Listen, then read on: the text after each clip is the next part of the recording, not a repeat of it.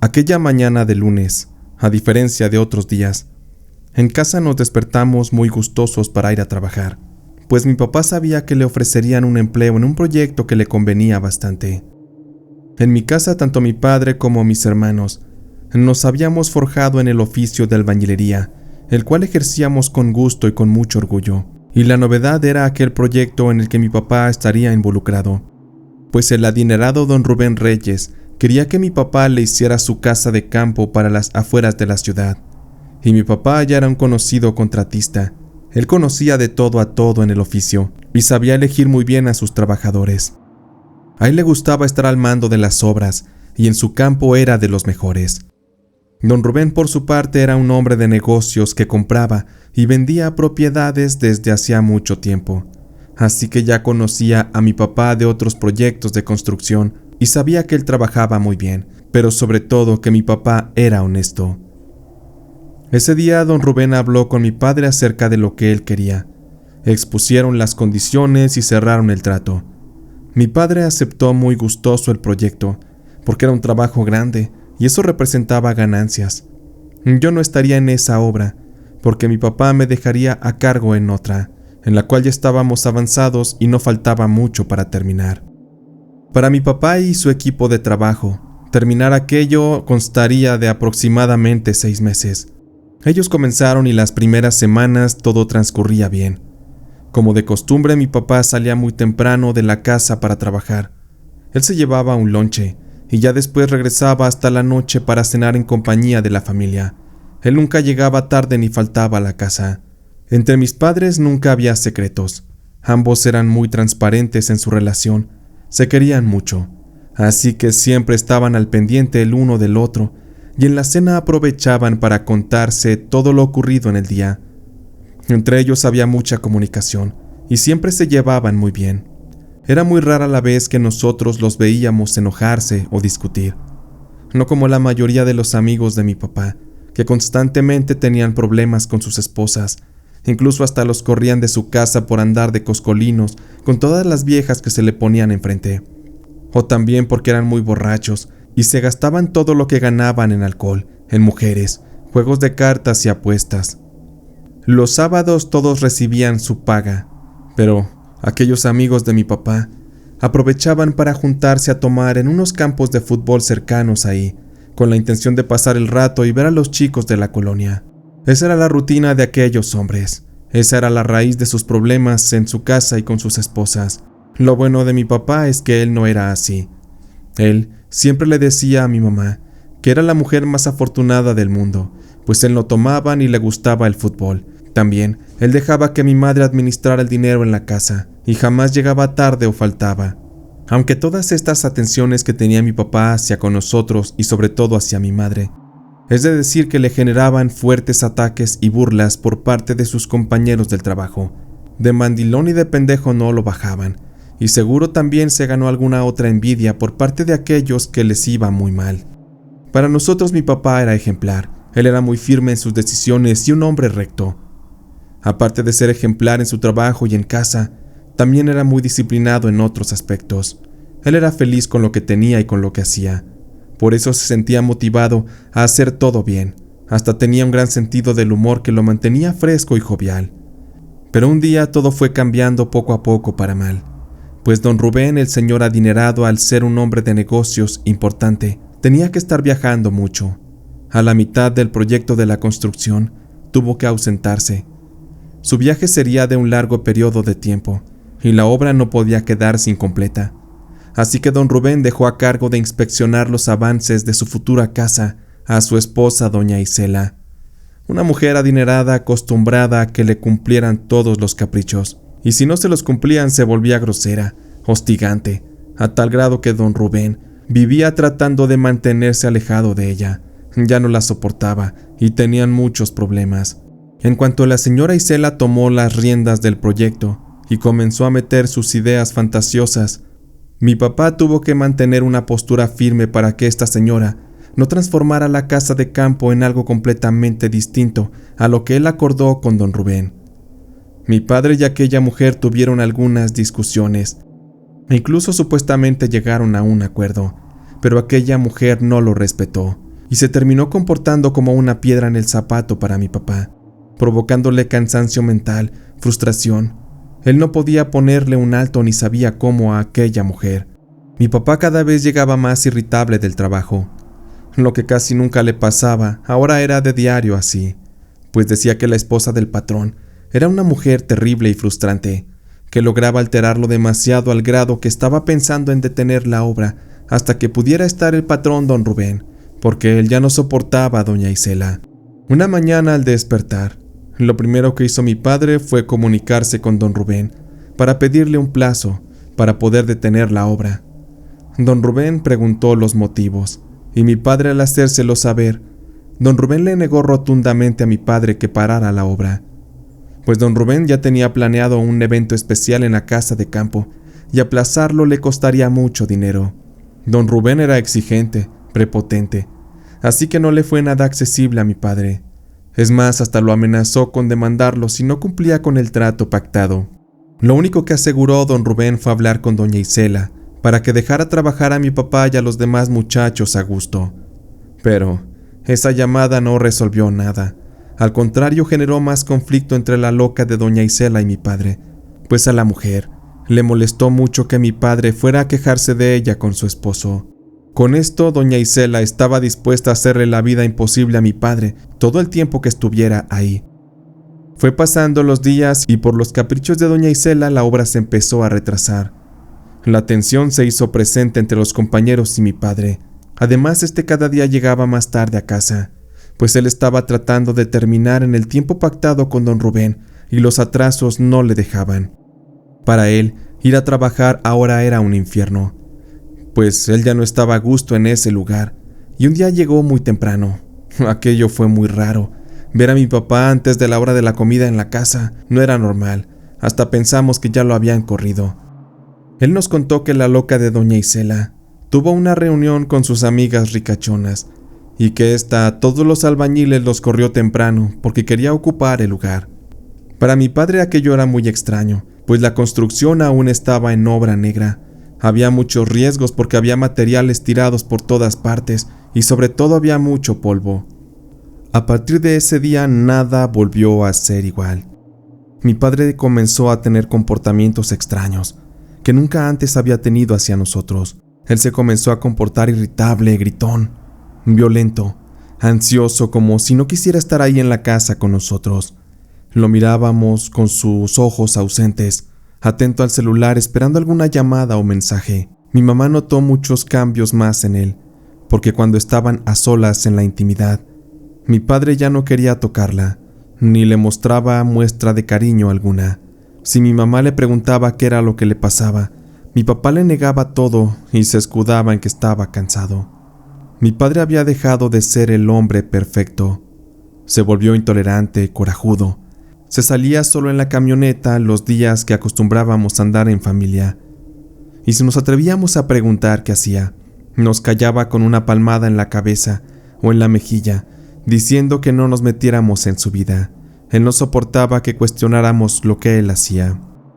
Concluimos nosotros y sobre todo mi mamá, que mi padre tenía una amante que lo traía bien pendejo.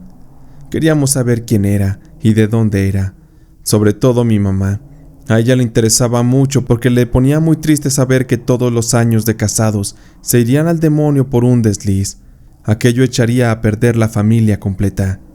Mi madre quería enfrentar a esa lagartona y decirle de frente que mi padre era un hombre casado. Pero qué va, a esas mujeres eso no les importa. Cada vez que mi mamá intentaba perseguir a mi papá, pasaba algo extraño que provocaba que lo perdiera de vista. Era muy curioso que nunca podíamos seguirlo. En ese mismo tiempo comenzamos a notar cambios físicos en mi papá. Él se veía mal, adelgazado, ojerudo. Él antes cuidaba su cuerpo, y pese a que no era guapo, su físico lo hacía ver atractivo y fornido. Sin embargo, ahora hasta su postura había cambiado. De verse muy erguido y fuerte, ahora se veía jorobado y débil. Comenzaba a verse como un extraño en la familia, como si ya no fuera de nosotros. Y mi mamá, al ver que no obtenía información de mi papá, salió a buscar en una ocasión a uno de los albañiles que trabajaba con mi papá y que era muy amigo de él, don Rafa. Nosotros fuimos atrás de mi mamá porque no queríamos dejarla sola. Don Rafa vivía a unas cuantas cuadras de nuestra casa. Él ya era un hombre viejo, pero le tenía mucho aprecio a mi papá, porque él le daba trabajo a pesar de que don Rafa ya era un viejo. Mi mamá tocó a la puerta del señor, y don Rafa salió. Mi mamá llorando le dijo a don Rafa que estábamos muy preocupados por mi padre, que él estaba actuando extraño. Desconocíamos lo que le pasaba porque él no nos decía nada. Mi mamá lloraba y don Rafa se conmovió, al punto que él le hizo saber que no era el indicado para darle la información de la vida de mi padre, pero que él también lo veía mal, así que no le quedaba de otra más que ayudarnos un poco con lo que le habían dicho algunas personas sobre lo que andaba haciendo mi papá. Don Rafa nos dijo que aquello era una historia muy pero muy larga y con muchos detalles. Le advirtió a mi mamá que le contaría algo delicado y que no le constaba que fuera real, porque la información podría afectar a muchas personas de ser falsa. Comenzó diciéndonos que todo había iniciado cuando doña Isela entró como patrona a la obra, y que al tomar ella las riendas todos se dieron cuenta de que no era una buena mujer, que esa vieja era caprichosa y de malos sentimientos. Él nos comenzó a contar que aquella ocasión que doña Isela llevó a las otras brujas a la finca, algo muy extraño hicieron. Pues era de decirse que doña Isela era una especie de bruja ricachona que tenía un séquito de amigas que andaban en las mismas cosas. Una especie de falsa espiritualidad o magia negra. Nadie lo sabía bien, pero eso sí, se dice que aquella noche del ritual, algunos de los albañiles se quisieron quedar para ver. Todas eran hermosas y se veían muy operadas del cuerpo, muy voluptuosas. Y aquel día antes de mandar a los albañiles a descansar, a 3 de estos les pidieron ayuda para bajar una estatua que traían tapada con una manta. Los 3 albañiles apenas podían con esta, pues era muy pesada. Y cuenta uno de ellos que alcanzó a ver la figura de un chango con cuernos que le daba forma a aquella extraña estatua. Esto les metió un poco del miedo, pero aún así no se quisieron ir. Cuando doña Isela les pidió que se fueran, aquellos albañiles, incluido mi sobrino Ignacio, simplemente se alejaron un poco, desde donde pudieran ver fácilmente lo que aquellas mujeres estaban haciendo. Escondidos entre la maleza comenzaron a observar cómo doña Isela y las otras mujeres empezaron a hacer algunos círculos y una fogata en medio. Comenzaron a danzar y se fueron poco a poco quitando la ropa. Aquello fue un taco de ojo para los muchachos. Y comentaba don Rafa que en un momento a Ignacio le dieron ganas de ir a hacer del baño. Se alejó un poco. Tardó un par de minutos y cuando regresó, sus 2 amigos ya estaban acercándose a donde estaban las brujas para verlas más de cerca. Estaban cautivados con la belleza de aquellas mujeres y estaban imaginando que los iban a invitar al ritual y que iban a poder beneficiarse con los cuerpos de las mujeres. Sin embargo, Ignacio me cuenta que él por miedo no hizo más que quedarse a ver cómo aquellos jóvenes se acercaron tanto, y las brujas, tanto Isela como las otras mujeres, los tomaron de las manos y los acercaron con ellas. Les pidieron que se sentaran alrededor del círculo simplemente para que las contemplaran. Aquellas mujeres bailaban desnudas frente a ellos, moviéndoles los atributos como dándoselos a desear.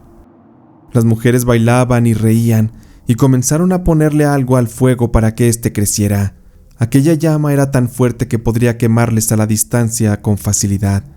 Sin embargo, es como si aquellas mujeres fueran protegidas por el fuego. Dice mi sobrino Ignacio que en un momento aquellas brujas empezaron a crear una especie de bebidas que le dieron a los muchachos, pensando estos en que si aceptaban, iban a tener algún otro tipo de remuneración. Sin embargo, lo que vendría sería bastante espantoso. Decía don Rafa que tanto doña Isela como la otra mujer notaron que el efecto del brebaje ya les estaba pegando a los muchachos. Estos andaban ahí tambaleándose y mareados, casi inconscientes, muy débiles como para defenderse. De pronto doña Isela sacó una especie de látigo y esperó a que las otras mujeres agarraran a los 2 hombres y los comenzaran a desnudar. Una vez sin ropa, doña Isela comenzó a latigarlos una y otra vez con mucha fuerza, hasta que cayeron al piso, donde siguió dándoles hasta hacerlos sangrar. Las otras mujeres reían y golpeaban también a los muchachos dándoles patadas, jalándoles los cabellos, dándoles más latigazos hasta dejarlos completamente inconscientes. Otra de las brujas tomó la ropa de los muchachos y la puso a quemar dentro del fuego. Había más ropa ahí en ese lugar de los demás albañiles, las cuales las brujas tomaron y las aventaron al fuego. Las mujeres se habían dado un gran festín con aquellos muchachos, habían invocado a sus demonios y estaban preparadas para algo más, pues entre todas las ropas que quedaban en aquel lugar se encontraban las de mi padre. Aquellas brujas tomaron algunas ropas de mi papá y formaron una especie de muñeco, dándole forma entre camisa, pantalón, y lo tiraron al piso. Comenzaron a bailar alrededor de este y después lo empezaron a patear. Al final lo aventaron al fuego y doña Isela empezó a hacer una especie de rezos, unos rituales, en los que nombraba a mi papá y decía algunas maldiciones para que a él le fuera mal, para así poderlo destruir, para poder dominarlo. Aquellos chismes ya se habían corrido en la obra, sin embargo no sabemos por qué no nos habíamos enterado antes. Se dice que al terminar aquellos 2 albañiles que fueron golpeados brutalmente, simplemente no saben cómo regresaron a su casa. Cuando despertaron argumentaban que habían estado tan borrachos y que habían estado bebiendo en la cantina, y al buscar pleito alguien los golpeó y los dejó así. Aquello era muy extraño, pero aún así con todo eso que se nos había dicho, no teníamos idea de qué estaba pasando con mi papá. Sí, ya sabíamos que la brujería le había hecho ese mal y que estaba corriendo peligro su vida, pero ¿qué había de las demás cosas, de las actitudes que tenía? ¿Por qué era así con nosotros? Don Rafa nos dijo que eso era lo más delicado, pues se decía que mi padre estaba de amante con doña Isela, que ya en varias ocasiones los habían visto ahí mismo en la obra, muy acaramelados, y de vez en cuando se encerraban en la oficina de la mujer, y solo se escuchaban los gemidos de doña Isela llena de placer que le brindaba a mi padre cuerpo a cuerpo. Mi madre soltó el llanto más fuerte de escuchar aquello, quedó completamente destrozada. Don Rafa lo único que pudo hacer por nosotros fue brindarnos la dirección de una mujer que se dedicaba a hacer brujería con ayuda de la Santa Muerte. Él nos dijo que su magia era muy eficiente, sin embargo teníamos que ir cuanto antes, porque el mal que le habían hecho a mi papá ya llevaba tiempo y eso podía ser peligroso.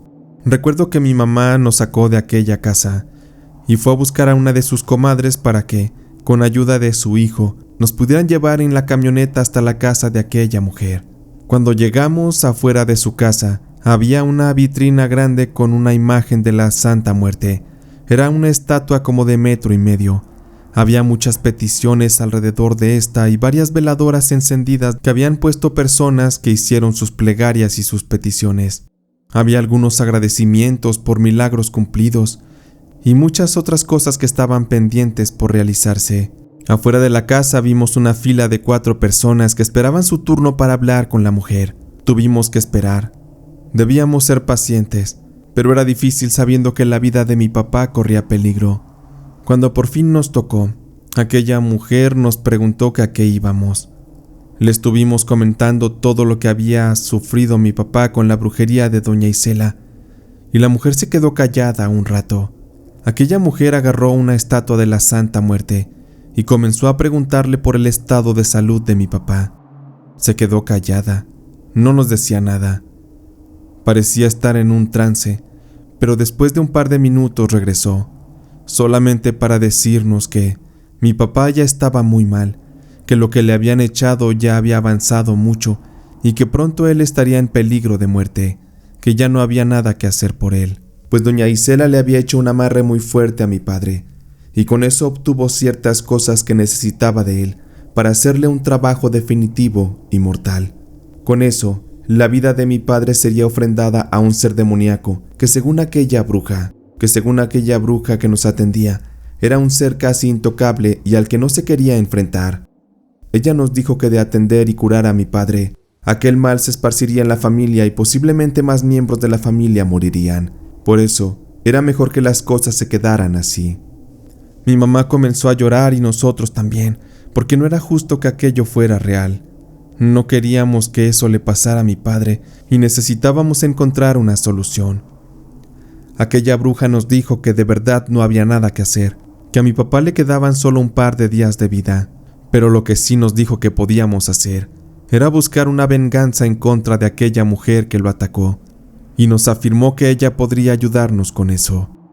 Mi mamá estaba muy enojada, lloraba y lloraba, y con el coraje que tenía le pidió a la bruja que le hiciera aquel favor, que intercediera ante la Santa Muerte para que doña Isela recibiera su merecido. La mujer nos pidió que nos arrodilláramos ante la estatua de la Santa Muerte y que nos tomáramos de la mano. Nos hizo que nos concentráramos en la imagen de doña Isela y lo que le queríamos hacer. Nos pidió que tuviéramos fe en la Santa Muerte y también nos hizo que le lleváramos durante una semana ofrendas y nos quedáramos un momento a rezarle. Mi mamá le pagó muy buen dinero a esa mujer y después de despedirnos nos dijo que teníamos que seguir confiando, que con el tiempo encontraríamos nuestras respuestas y nuestra venganza. Aquella bruja no mentía, porque mi padre lamentablemente falleció. Un día estando trabajando simplemente se desvaneció y ya no pudo levantarse. Él perdió la vida ahí, en su trabajo, en los terrenos donde tanto él amaba estar, en la labor de albañil. Lamentablemente, los últimos días de su vida él no volvió a ser el mismo. Él murió enojado y nosotros con él. Sufrimos bastante para poder superar aquello y lamentamos en la familia no habernos despedido de él de manera correcta, de poderlo abrazar, decirle que lo queríamos, darle un último adiós como Dios manda. Pero las cosas no terminarían ahí, porque, días después, así como nos lo había dicho la bruja, nos enteramos por parte de unos de los trabajadores que estaban en la obra con mi padre, que había ocurrido un accidente en la construcción. Al faltar mi padre, don Rubén contrató a otro encargado que no era tan experto, desconocía las técnicas de trabajo de mi papá, así que él cometió un error en la construcción. Esto, como consecuencia, se cobró la vida de 2 trabajadores y de alguien más. No será sorpresa decirles que doña Isela perdió la vida también en ese accidente, pues una parte de la construcción quedó tan mal que se vino abajo y sepultó el cuerpo de doña Isela y de los otros trabajadores.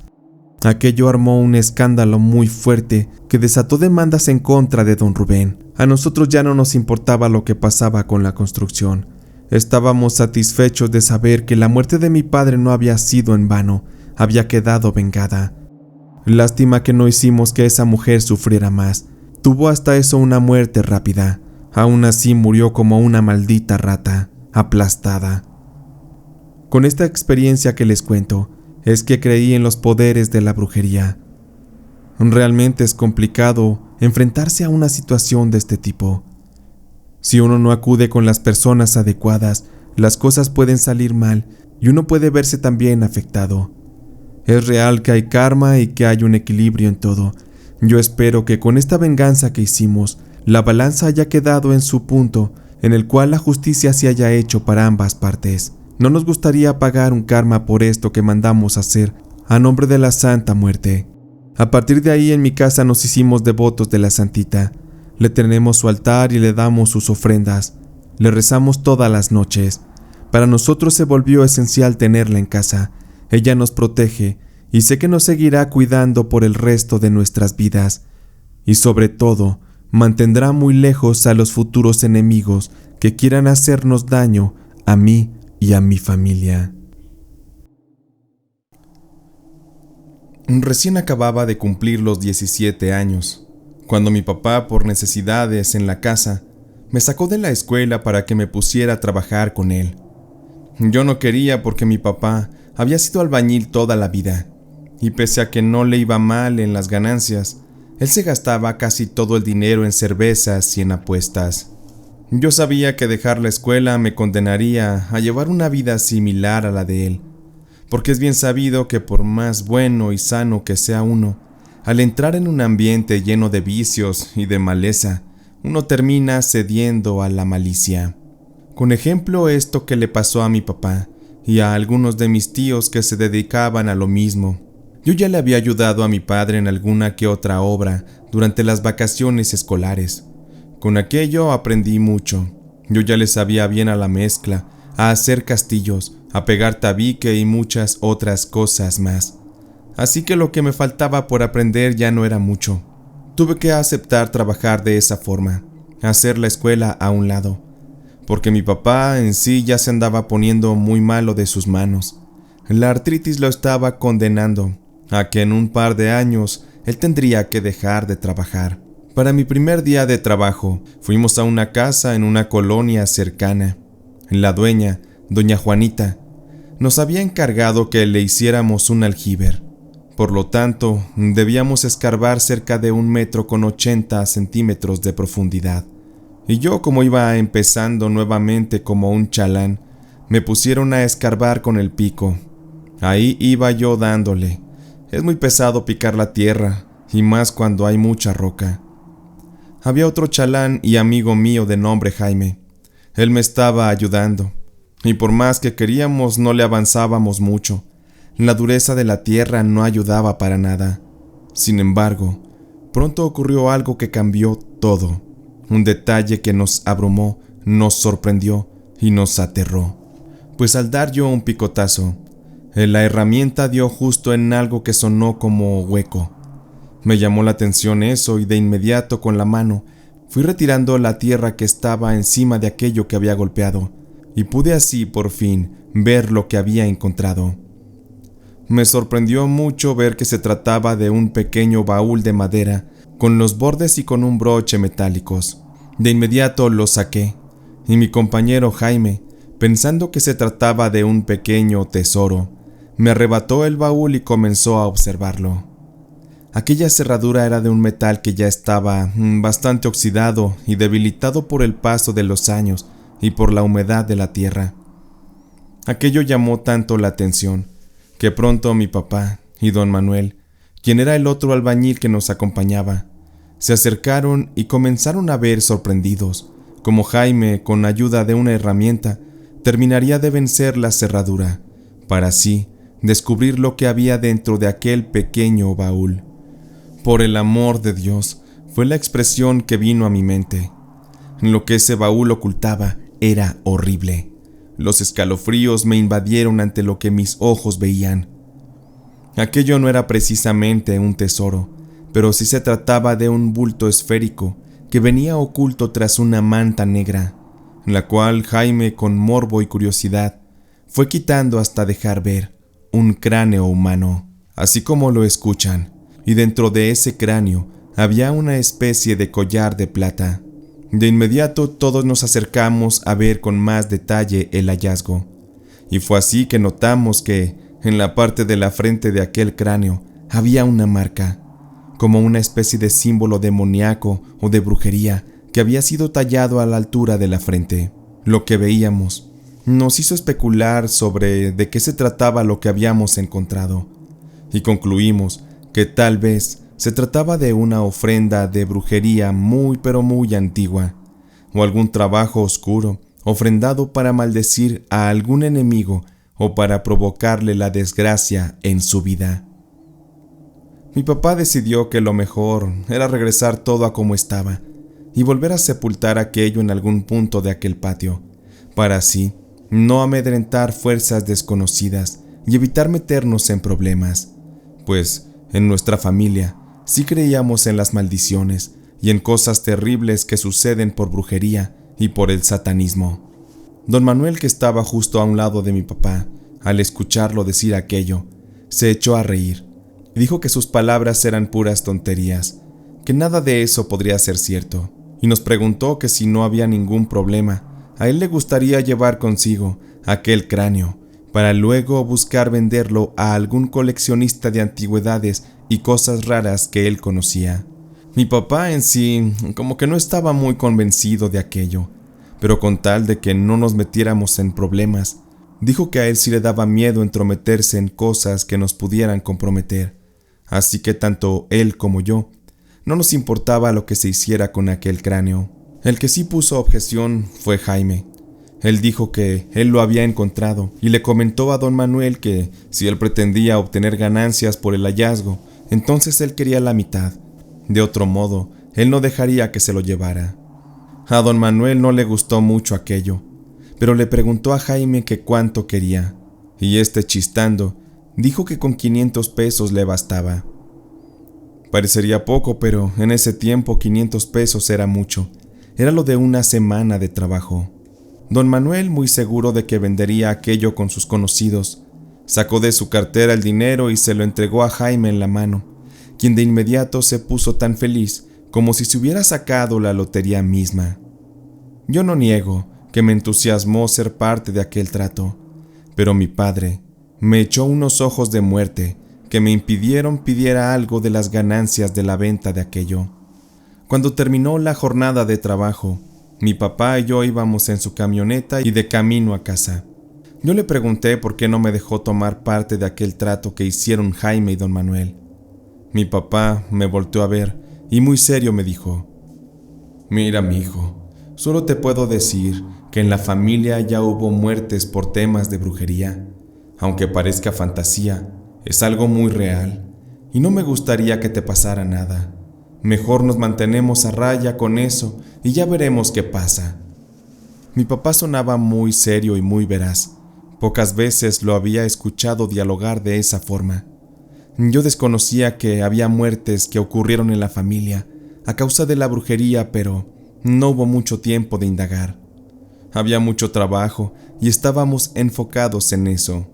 Después de un par de días, ya estábamos poniéndole el firme de concreto a aquel aljibe, y tanto Jaime como yo estábamos llenando los botes de mezcla y con ayuda de un lazo se los íbamos pasando a mi papá y a don Jaime, quienes estaban dentro de la fosa y colocando dicha mezcla. Ahí abajo ya tenían un par de cubetas listas para ser vertidas. Para esto Jaime se acercó con la última de esas cubetas, y algo muy raro fue que le pasó.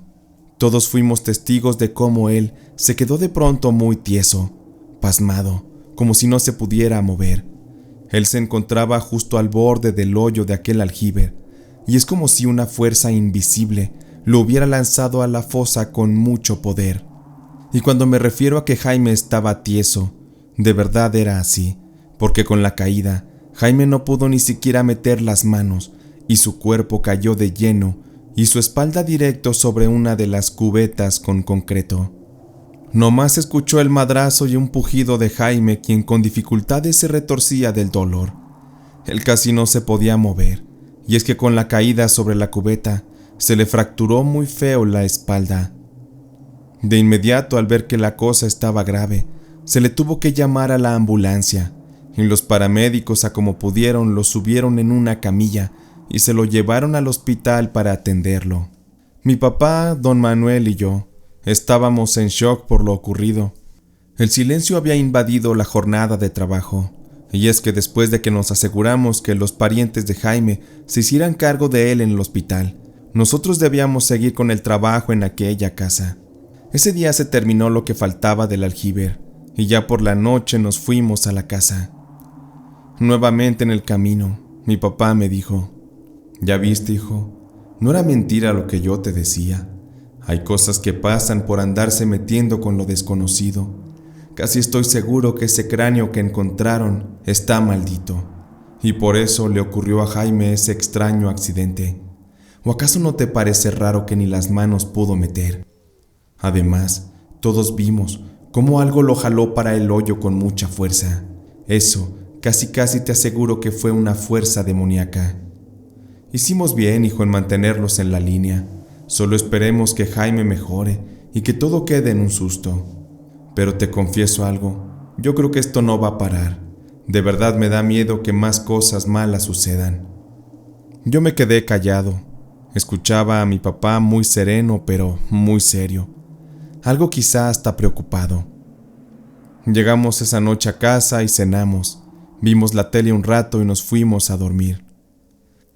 Como ya habíamos terminado el trabajo en aquel aljibe, y ya teníamos otro trabajo en puerta en el que iniciaríamos el lunes, y en el que, por cierto, don Manuel ya no sería parte, a él le perdimos la pista.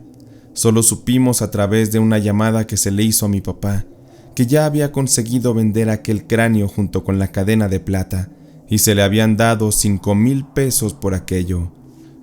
Después, por obra de que las noticias malas siempre fluyen rápido, Se decía en la obra donde trabajábamos que don Manuel andaba presumiendo en todas partes aquello del hallazgo y sobre todo la venta de aquel cráneo. Lo decía como si fuera un logro, y se dice que el dinero que ganó, que en ese tiempo era muy buen dinero, 5,000 pesos, don Manuel se ponía unas buenas borracheras. Se volvió muy mala copa y empezaba pleitos, y en una de esas noches de borrachera, se agarró a golpes con uno de sus chalanes. Ellos andaban a tome y tome en un ranchito lejos de su casa, y pues como ya don Manuel caía mal por sus actitudes, los albañiles con los que andaba tomando lo corrieron, lo mandaron a su casa. Don Manuel estaba muy borracho y ya muy enojado. Él se subió a su camioneta y haciendo un derrape, levantó el polvo del lugar para amedrentar a sus amigos y aventarles toda la tierra. Dicen que iba carcajeándose por aquello, y así fue que don Manuel tomó la carretera para regresar a su casa. Sin embargo, iba muy enojado, y ese enojo lo iba desquitando con el acelerador. Debió ir muy rápido don Manuel, y sobre todo muy borracho, porque pudo haber perdido la conciencia, y no se dio cuenta de que invadió el carril del sentido contrario. Él no notó que un tráiler de carga venía justo frente a él. Don Manuel no pudo parar la camioneta, ni siquiera intentó frenarla. Seguramente sí estaba inconsciente porque no se dio cuenta de lo que estaba pasando, y eso lo llevó a impactarse directo contra aquel tráiler a una gran velocidad. El impacto fue tan fuerte que la camioneta de don Manuel quedó prensada y él quedó dentro de la cabina, pero sin vida. El trailero sufrió daños leves y se bajó de inmediato a auxiliar a don Manuel, quien lamentablemente ya había fallecido. Pero lo peor y lo más macabro de todo es que su cabeza por el impacto había sido desprendida de su cuerpo. La escena era aterradora. Pronto llegaron los curiosos que con el estruendo notaron lo que ocurría y fueron a saciar su curiosidad. Sin embargo, ya no hubo nada más que hacer. La vida de aquel hombre ya se había perdido. Nos impresionó mucho esa noticia, pero aún había algo mucho más perturbador, pues cuando llegó el día del velorio, el ataúd de don Manuel estaba cerrado. No nos dejaron ver el cuerpo, y su esposa estaba llorando mucho. Lo que más le dolía a la mujer fue que durante los procesos para la entrega del cuerpo, la cabeza de don Manuel desapareció misteriosamente. Nadie sabe quién la tomó o por qué se perdió, y por más que se intentó averiguar, todo fue en vano. Pero la preocupación de la esposa de don Manuel iba más allá de tener que encontrar la cabeza de su esposo. Había otro detalle importante. Había que pagar los gastos del funeral y del entierro. A la señora, cuando le pasaron la cuenta, esta resultó ser de ni más ni menos que de 5,000 pesos. Parecería obra de la casualidad. Sin embargo, como ya se habrán dado cuenta, esa era la misma cantidad que don Manuel recibió por el cráneo que vendió. Aquel cráneo maldito del cual se subestimó su poder y sobre todo la maldición que éste contenía. Aquella decisión de apoderarse de algo desconocido y embrujado y tomarlo a la ligera afectó arrebatando la vida de don Manuel, y a Jaime, a él lo dejó con una lesión en la espalda tan grave que le impediría volver a caminar. ¿Cuánta razón tuvo mi padre al alejarme de la tentación de lucrar con algo que no era para nosotros? Lamentablemente, la ambición de estas dos personas los llevó a la desgracia y a la de sus familias. De la cabeza de don Manuel nunca se supo dónde quedó. Tampoco supimos si la persona que compró el objeto maldito sufrió o padeció de algo. Y la verdad es que ya no quiero saber de eso. Mientras más lejos de todo aquello, mejor. Es triste saber que tanto Jaime como don Manuel pagaron un karma por aquello que estaba maldito. Y aunque para muchos aquel caso ha quedado en el olvido, para mí no ha sido así, ni para mi padre, porque fuimos testigos muy cercanos de aquellos sucesos extraños provocados por la maldición de ese cráneo. Yo fui albañil junto con mis hermanos, y con los años hemos trabajado en infinidad de lugares y para mucha gente distinta, pero hubo un caso con una clienta para la que trabajamos que fue muy estremecedor. Hace ya varios años, por parte de una conocida de mi mamá, Fuimos contratados para hacer un cuartito en la parte de enfrente de su casa. Aquello nos llevaría más o menos un par de semanas, y pues con todo y que la señora que llevaba el nombre de Beatriz no era una señora del todo amigable, comenzamos a trabajar. Aquella mujer era muy exigente. En ocasiones nos llegó a regañar por varios detalles que realmente no tenían sentido. Siempre andaba mal encarada y nos tocó presenciar cómo regañaba y golpeaba a sus hijos, sobre todo al más pequeño, el cual al parecer era un niño no deseado y que vino al mundo por un descuido pasional de sus papás. Del esposo de la señora no se sabía mucho. Él dejó a doña Beatriz mucho tiempo atrás para irse con otra mujer y se dice que hizo otra familia. Realmente doña Beatriz nos caía muy mal. Era una mujer que nos estaba haciendo muy difícil el trabajar para ella.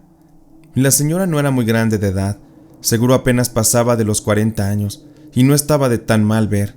Entre mis hermanos y yo, a veces mientras trabajábamos, al verla pasar, especulábamos que su mal carácter quizá se debía a la falta de un hombre en su cama que la complaciera.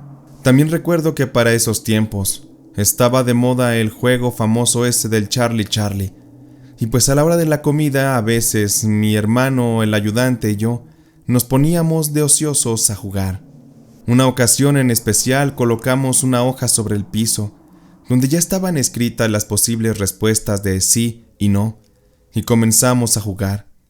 Estábamos preguntándole muchas cosas, y la verdad es que en varias ocasiones los lápices sí se movían dándonos respuestas, en otras no.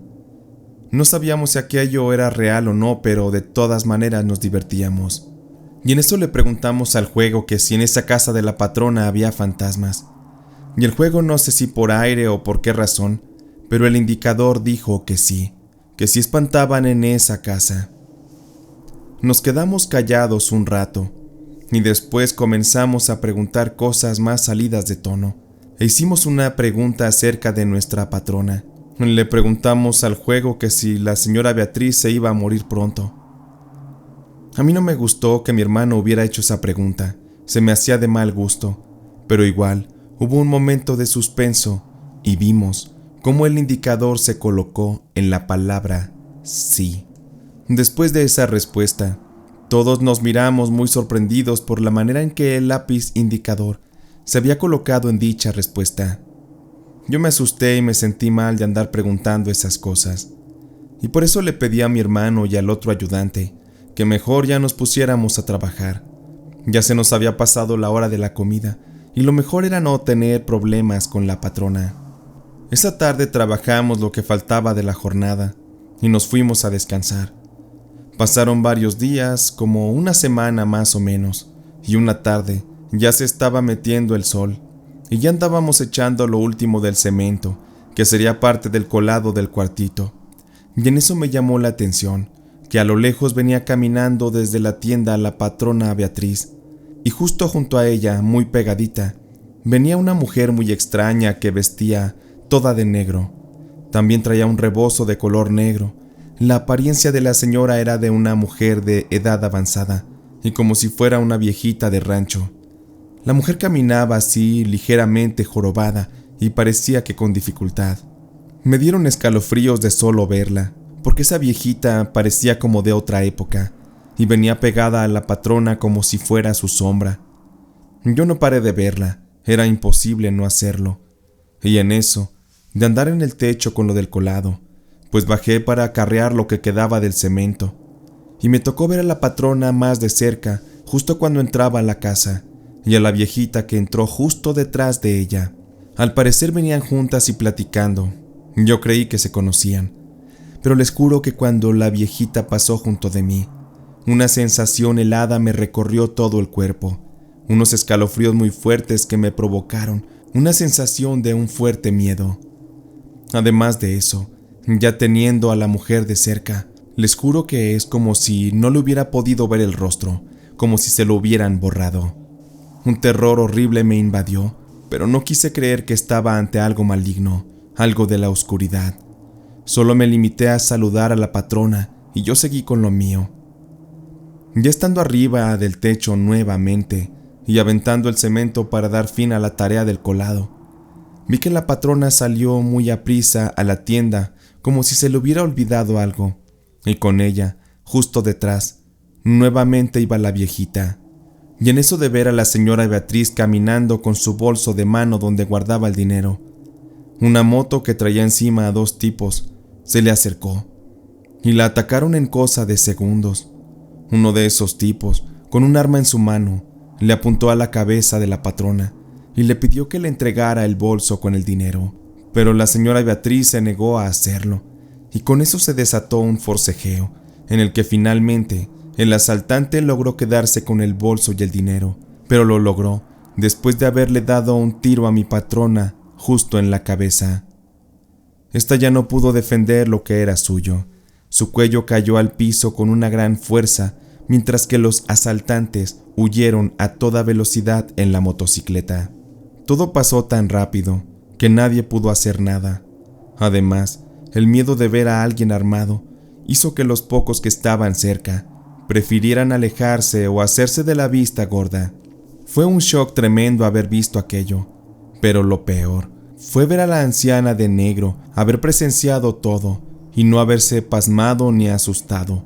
Se le veía muy relajada a la distancia, pero hubo algo más. Mientras se fueron acercando los curiosos, perdí de vista a la mujer de negro justo en un instante. Es como si se la hubiera tragado la tierra. Ella desapareció.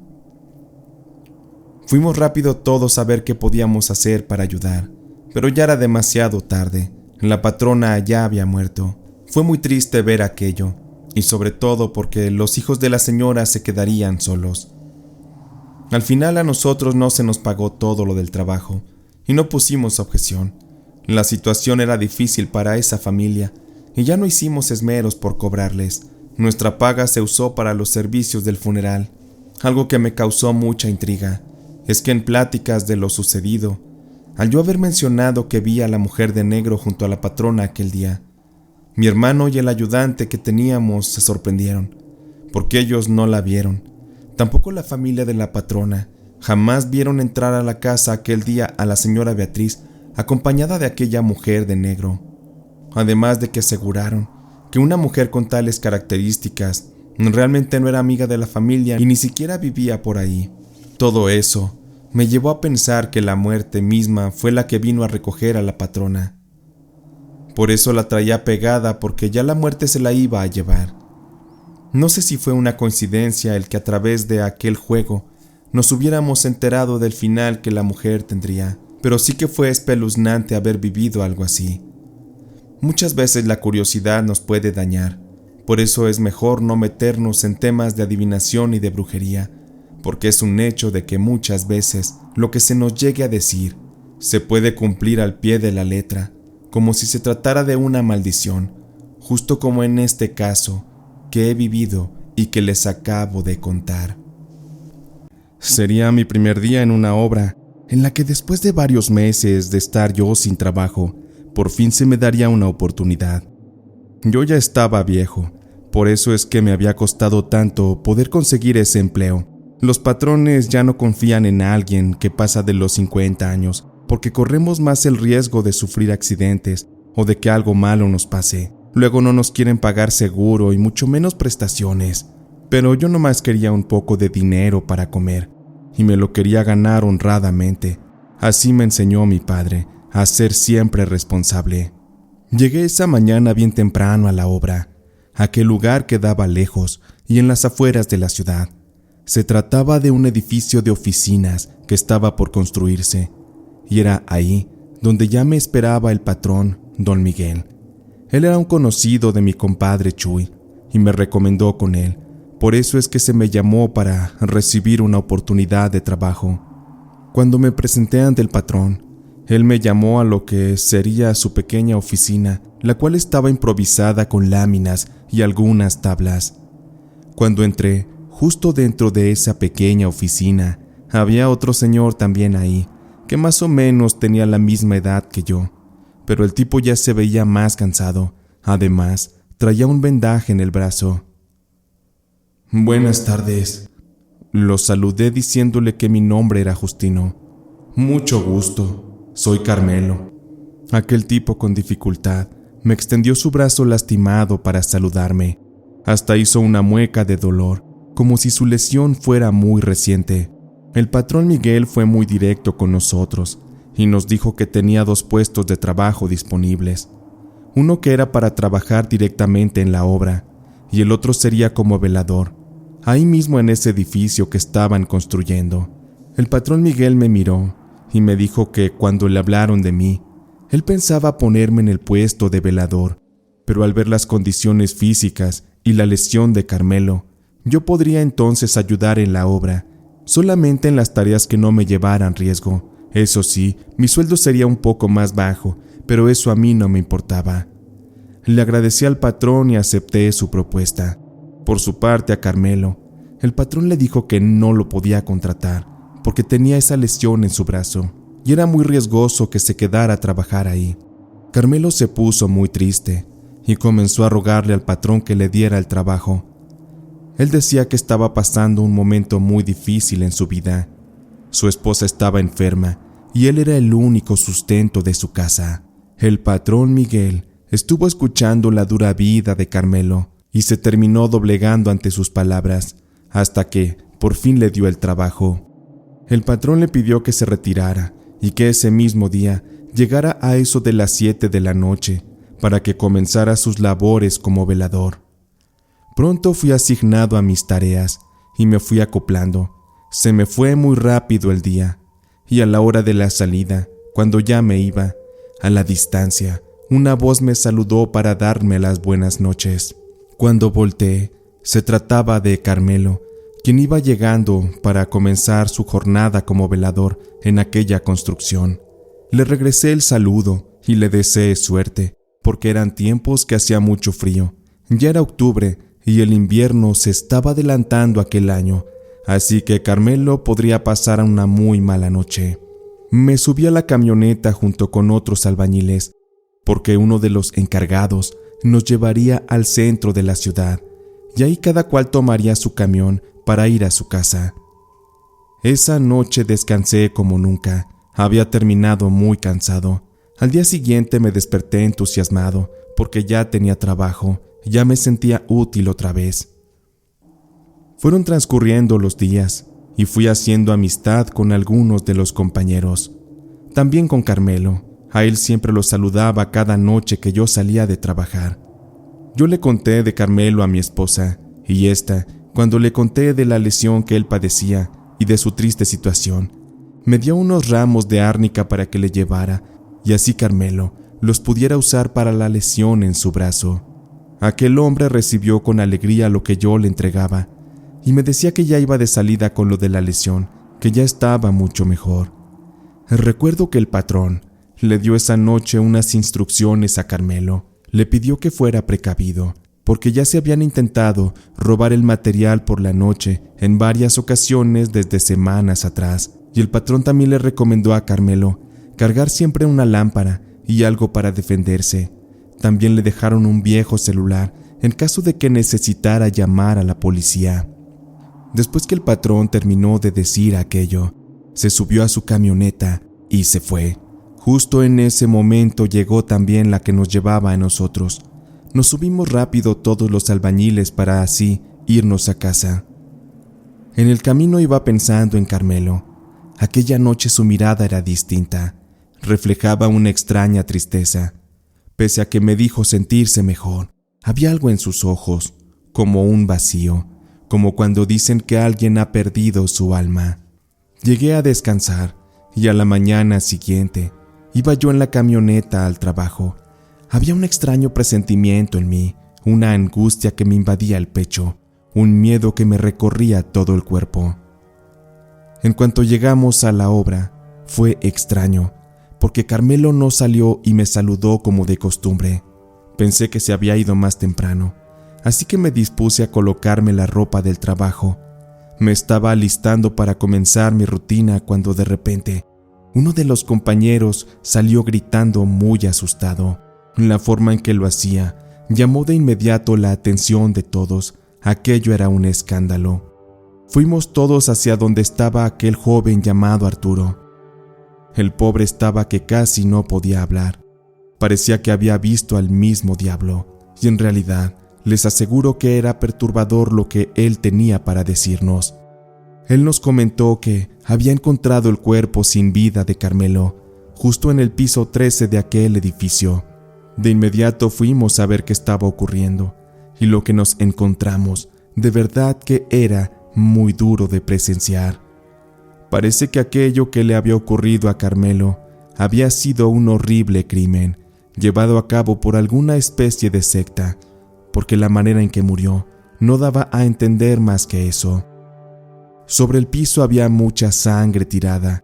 Con esa misma sangre, aquellos sujetos habían trazado un círculo satánico sobre el que se encontraba el cuerpo de Carmelo.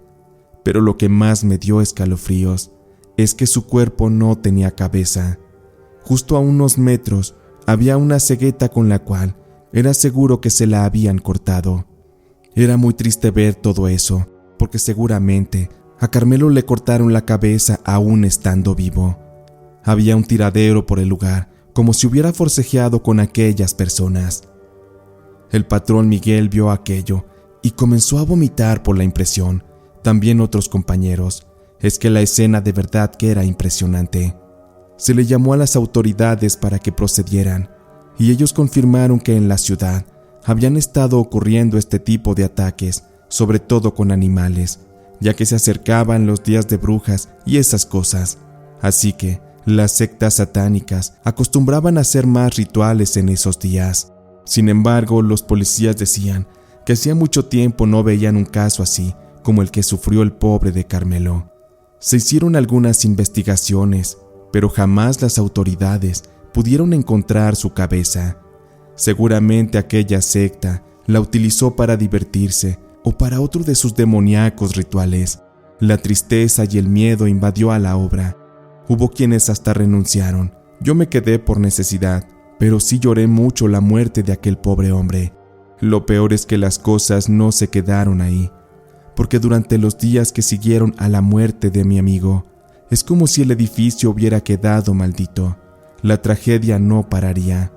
Un mediodía otro trabajador, por cosa de un accidente, se le rompió la cuerda de un andamio, cosa que lo llevaría a caer desde un cuarto piso. Su cuerpo cayó de lleno contra el concreto.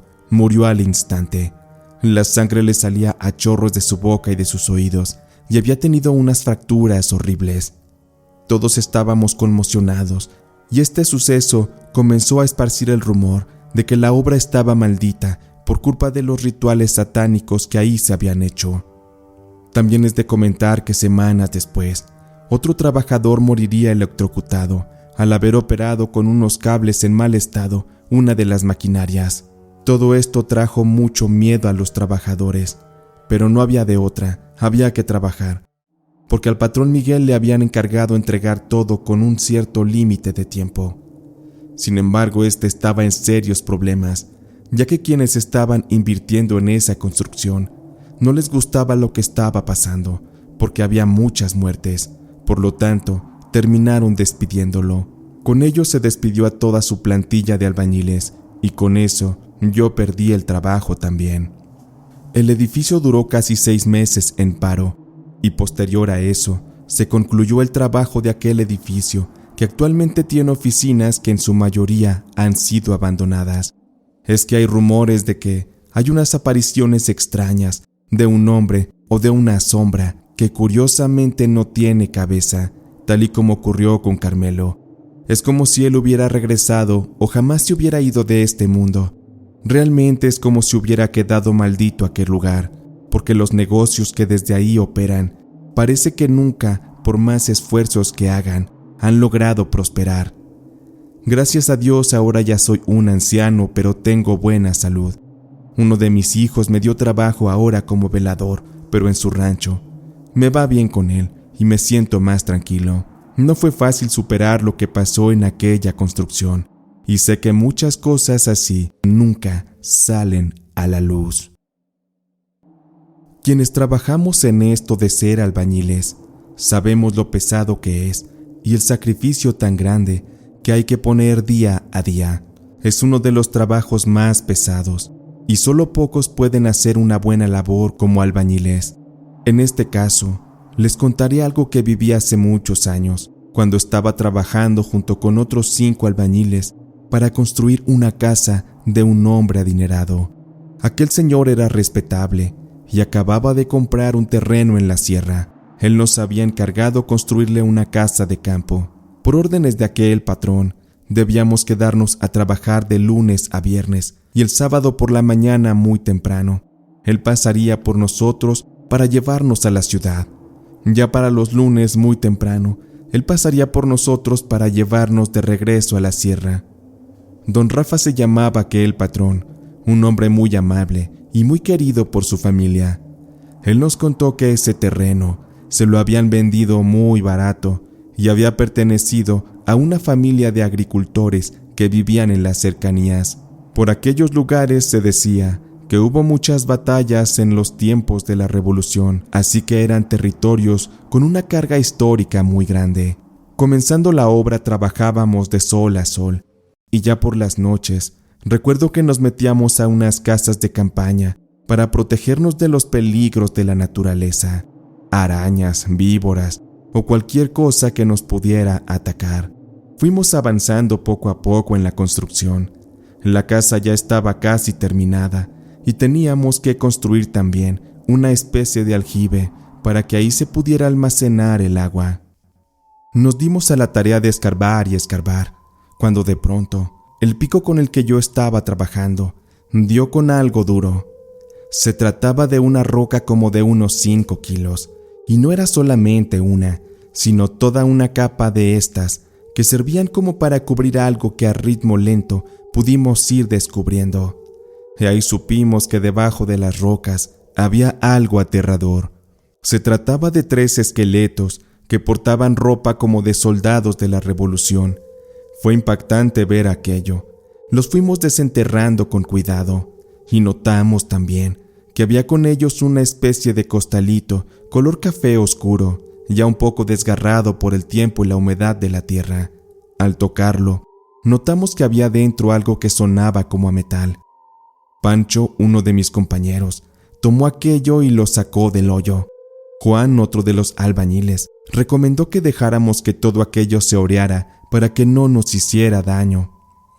Al par de minutos, todos los albañiles estábamos de mirones tratando de deducir de qué se trataba toda aquella escena. Al revisar lo que aquel costalito tenía, descubrimos algo increíble, pues lo que contenía se trataba de monedas de oro. Serían más de 11 monedas quizá. Todos nos pusimos bien contentos sabiendo que aquello era mucho dinero. Pensamos en un momento en decirle al patrón y darle aquellas monedas, pues al final estaban en su terreno. Pero después supimos que como el patrón regresaba hasta el sábado y faltaban 3 días, aún podíamos repartirnos secretamente el dinero y volver a enterrar aquellos cadáveres para así no decirle nada a nuestro jefe. Ramiro, que era el encargado de la obra, tomó las monedas y dijo que lo mejor sería guardarlas y ya por la noche con la cabeza más fría deberíamos decidir qué hacer con ellas, si repartírnoslas o entregarlas. Siguiendo sus instrucciones, sacamos los cadáveres. También con estos encontramos un par de rifles de la época y 2 pistolas también. Cavamos rápido otro agujero para meter ahí los cadáveres y seguimos con el trabajo el resto del día. Ya cuando iba a dar la hora de cenar, Ramiro, el encargado, dijo que iría a preparar las cosas para la cena y nos dijo que en media hora podríamos entrar a la finca, pues nosotros estábamos en la parte de afuera, aún dándole forma al aljibe. Y mientras picábamos la tierra y cavábamos a paladas, comenzamos a hablar mis compañeros y yo acerca de las posibles maldiciones que muchas veces traen los tesoros, pues algunos de los compañeros decían tener miedo de que, si tomábamos o gastábamos el dinero, algo malo nos pudiera pasar. Pasaron los minutos y quizás hasta un par de horas, y Ramiro, el encargado, nomás no nos hablaba, ni siquiera ruido hacía. Cuando Juan fue a ver, regresó muy preocupado, diciendo que Ramiro no estaba, y tampoco las monedas de oro. Aquel infeliz se había dado a la fuga. Se aprovechó de su lugar como encargado para tomar control de la situación y usarla a su favor. Lo buscamos por todo el terreno y no estaba, ni él ni el dinero, tampoco sus cosas. Ramiro nos había puesto una trampa para quedarse con todo el tesoro. Por más esfuerzos no lo pudimos encontrar. Ya resignados los compañeros, montamos las casas de campaña y nos habíamos quedado ya dormidos. Pero ya en la madrugada nos despertamos porque comenzaron a escucharse muy fuerte el sonido de los coyotes que aullaban como si de una manada completa se tratase. Eso no lo habíamos escuchado antes y no sé por qué, pero me vino a la mente Ramiro, porque él, al haber escapado, se exponía mucho a los peligros con los animales de la sierra. Fue mucho el rato que duró aquello con los coyotes. Más o menos con el ruido ubicamos de dónde provenían sus aullidos. Y al día siguiente, por recomendación mía, los compañeros y yo, en lugar de trabajar, fuimos a averiguar qué había pasado. Partimos con un poco de agua y algunas otras cosas para sobrevivir. Aquel punto no era tan lejano, quizá unos 4 kilómetros de bajada por la sierra. Estuvimos buscando un buen rato, hasta que por fin encontramos un zapato tirado sobre la tierra. Se trataba del calzado de Ramiro. Pudimos identificarlo de inmediato, lo cual desató las alarmas de que algo terrible podría estar pasando. Comenzamos a buscar con más intensidad. Había hierbas y maleza, lo cual lo dificultaba todo. De pronto Jaime, otro de los albañiles, gritó eufórico que había encontrado a Ramiro.